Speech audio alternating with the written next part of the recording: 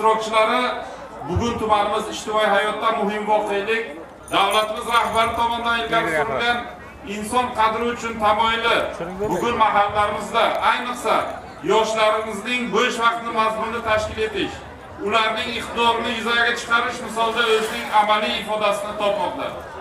Qadrli yoshlar, bo'lib o'tgan Davlat xavfsizlik xizmati kubogi tuman bosqichi musobaqalari nafaqat futbol bahslari, balki mahallabay ishlash tizimining sportdagi yorqin ko'zgusi bo'ldi. Bugun taqdirlanayotgan g'oliblarimiz tumanimiz sharafini viloyat va respublika bosqichlarida munosib himoya qilishlariga ishonaman. Shu bilan birga yoshlarimizning irodasini toblayotgan shijoat va g'ayrat harbiy sport o'yinlari biz uchun strategik ahamiyatga ega. Zero mahalla yoshlarining jismoniy tayyorgarligi va harbiy ko'nikmalari yurtimiz tinchligi va barqarorligining garovidir.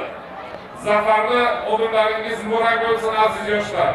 Siz egallagan har bir marra, siz qo'lga kiritgan har bir kubok va medal mahalla ahlining, ustozlaringizning va albatta davlatimizning muvaffaqiyatidir. Biz sizlarning intilishlaringizni har doim qo'llab-quvvatlashga tayyormiz. Yana bir marta g'alaba muborak. Yangi O'zbekistonning